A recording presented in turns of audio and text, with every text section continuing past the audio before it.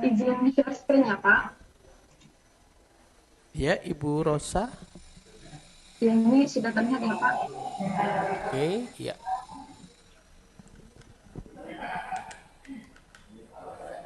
Oke, Pak Hendri. Ya, Ibu Rosa mungkin nanti langsung saja masuk ke permasalahan dan solusi ya. Iya baik Pak. Oke, baik. Assalamualaikum warahmatullahi wabarakatuh. Waalaikumsalam warahmatullahi wabarakatuh. Selamat pagi dan salam sejahtera bagi kita semua. Pertama-tama saya ucapkan terima kasih kepada Bapak Bongbong Silaban SH sebagai penguji pada rancangan aktualisasi pagi hari ini. Terima kasih juga kepada member saya Bapak Henry Novian SE telah mendampingi rancangan aktualisasi ini, dan juga terima kasih kepada Bapak Fauzan SH sebagai coach yang telah memberikan kesempatan kepada saya untuk memaparkan rancangan aktualisasi ini. Perkenalkan Bapak, saya Rosa Destana, calon pegawai negeri sipil Mahkamah Agung Republik Indonesia asal dari Palembang yang ditempatkan di Pengadilan Tinggi Bengkulu sebagai pengelola barang milik negara. Pada hari ini saya akan memaparkan laporan rancangan aktualisasi saya yang berjudul Optimalisasi Inventarisasi BMN dengan menggunakan aplikasi Quick Response atau QR Code berbasis web pada Pengadilan Tinggi Bengkulu. Nah, langsung saja kita masuk ke bab 3, yaitu analisa isu dan gagasan pemecahan isu. Nah, di sini isunya yaitu adalah pelaksanaan inventarisasi BMN yang belum optimal, yang mana salah satu tugas pengelola BMN dalam penatausahaan yaitu inventarisasi yang bertujuan untuk mengetahui jumlah dan nilai BMN pada kondisi dan waktu yang terkini serta menyamakan jumlah BMN yang ada di aplikasi dan jumlah BMN yang sebenarnya. Kondisi sekarangnya yaitu terakhir kali dilaksanakannya inventarisasi BMN di Pengadilan Tinggi Bengkulu adalah tahun 2016.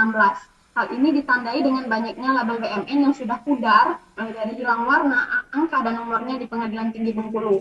Lalu juga pelaksanaan inventarisasi BMN saat ini belum optimal karena bergantung pada tata kelola administrasi perpindahan barang yang pada faktanya sering mengalami kendala dalam proses pendataan BMN dikarenakan banyaknya barang yang berpindah atau mutasi. Lalu juga tidak semua pegawai mengetahui tentang histori atau riwayat BMN. Jadi bila ada pergantian petugas yang baru tidak mengetahui histori atau riwayat BMN tersebut. Selain itu, banyak BMN yang saat ini juga belum dilakukan penghapusan dan hanya tersimpan di gudang. Jadi kondisi yang diharapkannya yaitu adalah teroptimalisasinya pelaksanaan inventarisasi BMN untuk menertibkan administrasi tata kelola barang dan juga melakukan monitoring terhadap aset-aset BMN serta memberikan data BMN yang informatif, yang mana dampaknya jika dibiarkan adalah mutu pelayanan akan ketersediaan data BMN tidak terlaksana, juga dapat mengganggu penyelenggaraan fungsi dalam lingkungan peradilan dan dapat merugikan negara jika aset BMN tersebut tidak diinventarisasi dan tidak diketahui keberadaannya. Selanjutnya, pelaksanaan inventarisasi BMN ini belum optimal, isunya terpilih karena dari segi urgensi dinilai sangat mendesak untuk segera dilakukan karena sudah hampir 5 tahun berlalu dari tahun 2016, namun masih belum dilakukan inventarisasi barang lagi di tahun 2021 ini. Dan juga di seriousness cukup serius karena dapat merugikan negara jika aset BUMN tersebut tidak diinventarisasi dan tidak diketahui keberadaannya, dapat mengurangi kualitas pelayanan kepada publik dan growth-nya dapat mengganggu kelangsungan berjalannya organisasi. Oke, saya sudah lihat itu bagus.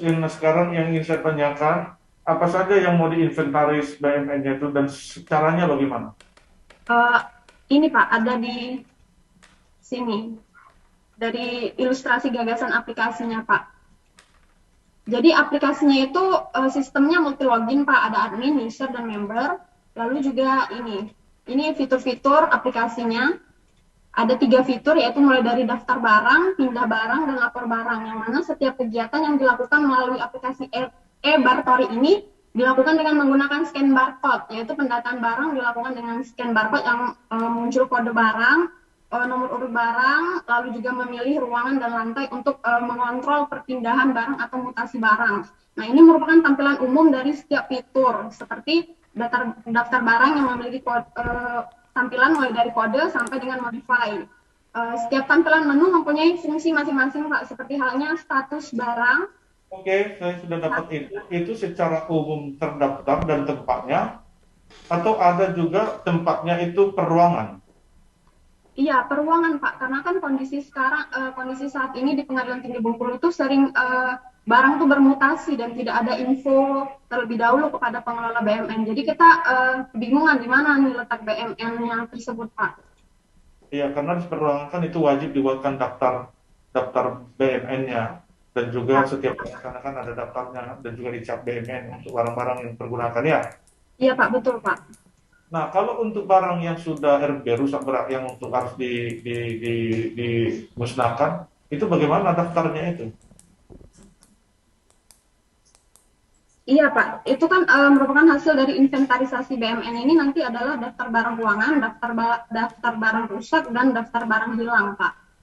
Iya, itu ada di sini semua di aplikasinya ini. Iya, Pak. Nah, ini kalau di daftar barang nanti bisa lihat di statusnya itu ada rusak, rusak berat, diperbaiki, itu berhubungan dengan dilapor barang tentang kondisi barangnya rusak dan rusak berat. Lalu yang dipindah barang ini ada voucher jurnal, Pak. Voucher jurnal ini tentang histori perpindahan barang. Jadi walaupun ada pegawai baru, mereka nanti tetap bisa mengetahui histori atau riwayat dari BMN tersebut. Iya, terus ini ada rusak berat, ada rusak, ada rusak berat. Iya, Pak. Bagaimana kita tahu dia itu rusak atau rusak berat? Kalau rusak ini berarti rusak ringan masih bisa diperbaiki, Pak. Kalau rusak Bagaimana? berat sudah tidak bisa diperbaiki lagi. Ya bagaimana yang berat itu dengan yang ringan itu? Bagaimana saya bisa melihatnya itu? Oh, dari nanti ada fotonya, Pak. Ya, itu maksud saya. Oh, Jadi ya. barang-barang itu semuanya harus ada fotonya Dokumentasi. Oh, ya, siap, Pak. dan juga kondisinya. Ya, Siap, ini Pak. kok bisa kepikiran ke sini dari mana? Kok bisa kepikiran ke sini? Atau sudah ada seperti ini di terinspirasi dari organisasi lain atau gimana? Sebelumnya belum ada sih, Pak. Ini juga salah satu hasil diskusi saya dengan mentor, Pak. Selanjutnya saya konsep bagaimana fitur-fiturnya seperti itu, Pak. Hmm. Ya, silakan Pak Mentor. Ini luar biasa ini untuk tampilannya juga dan juga presentasinya bagus ya. Dan inovasi masalah kecil yang kita tidak terpikirkan, tapi ya sangat berguna. Apalagi memang musnahkan itu harus dimusnahkan segera mungkin. Apa dilelang bisa dilelang supaya juga merugikan, jangan sampai merugikan negara ya. Ini bagus sekali apanya, inovasinya kecil bagiannya, tapi sangat sangat bagus. Ya silakan Pak Mentor. Bu Rosa, mentornya sepertinya jaringannya terganggu ya? Ya Bu, Terlempar gimana dari- Pak?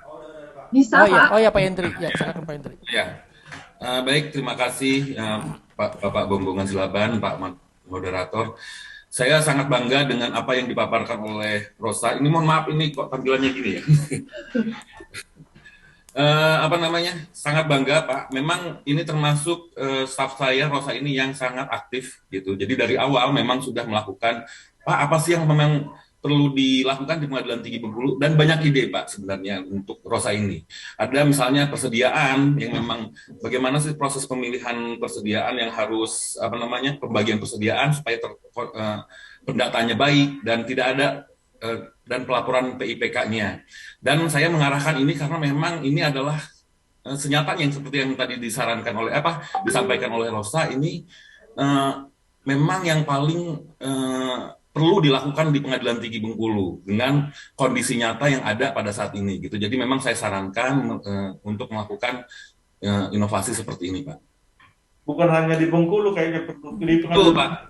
Saya juga saya pikir perlu ini ya. Iya Pak, betul Pak. Ini saya lihat, saya kan selalu Pengadilan Tinggi Bengkulu suka melakukan pengawasan ke pengadilan negeri, dan itu kondisi barang itu selalu misalnya tidak sesuai antara DBR dengan kondisinya yang nyata di laporan. Terus kondisi barang-barang yang menumpuk di lorong-lorong ataupun di gudang itu banyak banget yang memang sebenarnya sudah rusak gitu, sudah tidak digunakan lagi dalam pelaksanaan tupoksi. Tapi mungkin karena kesibukan ataupun kehilafan ataupun memang ini jadi tidak ada yang sistem yang memang mempermudah gitu, hingga dia mungkin untuk melakukan penghapusannya itu agak terlambat gitu. Jadi apa yang dilakukan oleh Rosa, dan kenapa kalau itu kan BMN ini kalau ada pemeriksaan BPK ataupun dari Bawas itu selalu diperiksa, DBR dalam akreditasi selalu diperiksa, ada nggak sesuai nggak dengan DBR yang ada di ruangan yang ditampilkan itu Pak dengan kondisi senyatanya. Selalu setiap temuan itu ada dan ada gitu, bahwa kondisi di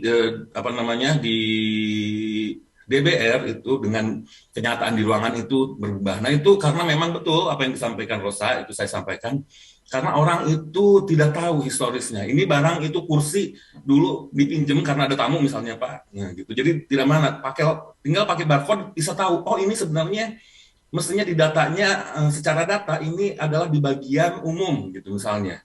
Karena ada tamu di ruangan pimpinan, dipinjem dulu gitu untuk menambah karena tamu yang banyak misalnya. Seperti itu, atau misalnya karena ada pelantikan gitu kan, karena ada pelantikan biasanya kita memang barang itu mutasinya sangat tidak nggak kepantau gitu, orang asal mindahin tanpa lapor kepada petugas BMN gitu, hingga kalau kayak gini kan nanti bisa tahu melacaknya. Sementara barang yang misalnya kursi ya Pak, kursi ataupun barang yang lainnya ataupun laptop yang memang bergerak kayak gitu, itu mereknya sama, tahun pembeliannya sama, hingga kita kadang suka tidak tahu ini tuh sebenarnya di mana gitu. Dengan barcode itu, Ros, saya bilangin, kita bisa tahu oh ini sebenarnya barang yang ada di bagian pidana. Ya kembalikan lagi ke sana gitu. Jadi istilahnya untuk supaya sesuai antara yang di BMN, yang di laporan simak BMN dengan senyatanya bisa terwujud gitu. Ini saya sangat mendukung dan sangat membantu sekali. Dan kalau ini bisa terjadi, saya bakal minta semua pengadilan negeri atas persetujuan Rosa ya, karena ini mungkin Rosa ini yang membuat aplikasi ini untuk diimplementasikan di pengadilan negeri, di wilayah pengadilan tinggi Bengkulu gitu, karena sangat bermanfaat. Ya Pak, ya sangat bagus ya. Ya. Ada lagi Pak, saya sebenarnya bangga banget Pak, ini saya dengan hal saya pasti bakal mendukung, saya akan memberikan masukan, ya saya yakin dengan kemampuan Rosa dan integritas dan komitmen Rosa yang akan ini, saya yakin dia bisa melakukan ini semua dengan baik. Aplikasi yang sudah dirancang, terus juga inventarisasi, ini inventarisasi kan kalau memang tidak dilakukan ini akan menjadi temuan. Saya yakin dia akan melakukan hal ini. Banyak banget Pak kerjaannya. Oke. Ya. Paling nanti yang ingin saya sampaikan nanti kira cara kerja aplikasinya di Rosa dalam hal nanti penginputan terjadi perpindahan sampai ke pemusnahan itu apa yang dikerjakan sehingga secara otomatis yang dari kamar yang lainnya itu berpindah. Contohnya seperti model storage, waktu dia terjual otomatis dia terangkat dari gudang persediaan. Nah waktu diklik dia misalnya dipindahkan misalnya dari ruang sana ke ruang tertentu, maka secara otomatis kalau sudah dipindahkan di sini, dia dari pindah yang lama itu otomatis pindah ke sana, tidak lagi tercatat di yang lama. Contoh, kalau misalnya dia di pidana kursinya, terus pindah ke perdata, nanti waktu mengisinya itu apakah diisi satu-satu, dikosongkan dulu ini, baru dikosongkan ini, apa bisa dibuatkan langsung pindah ke perdata ini, otomatis di pidana dia menjadi kosong. Agar apa? Agar dia tidak mendapatkan dua double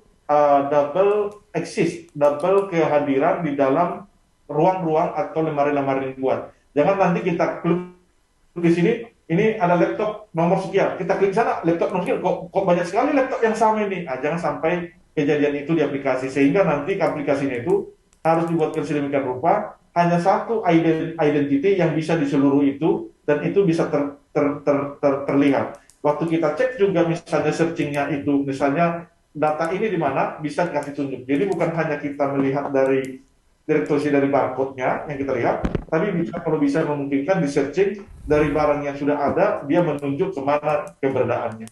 Misalnya contoh, laptop misalnya, kodenya laptop. Nah kodenya laptop pasti keluar di mana saja dia berada. Nah kalau dikasih laptop tersendiri identitasnya, yang hanya satu identitasnya, maka dia harus bisa merujuk kepada yang satu itu. Sehingga bisa kita buatkan check and recheck secara random untuk memastikan bahwa barang-barang BMN itu berada di tempat. Oke. Masih ada lagi, Bapak? Ini excellent ya. Saya nggak kepikiran, itu masalah kecil, tapi oke. Excellent. Dan juga sangat bermanfaat, Pak. Sangat bermanfaat ini. Selamat ya. Selamat Pak. Ya. Oke. Terima kasih Bapak. Ya, silakan saya serahkan kepada Pak Fauzian. Oke, baik. Terima kasih Bapak penguji atas masukannya. Terima kasih Bu Rosa atas presentasinya. Terima kasih Pak Hendri atas kehadirannya. Sudah berapa kali saya ketemu Pak Hendri ya? Atas Sama-sama Pak kehadirannya Ujan. pada Iya, sudah 4 kali Pak. 4 kali ya. Ya, Ya, terima kasih Pak Hendri atas kehadirannya Sama-sama, Pak. pada seminar rancangan aktualisasi hari ini. Ya, Kami izin persilakan Pak Bapak. Bongbongan, Pak Ya. Ujan, ya Elif. Baik, terima kasih untuk peserta selanjutnya.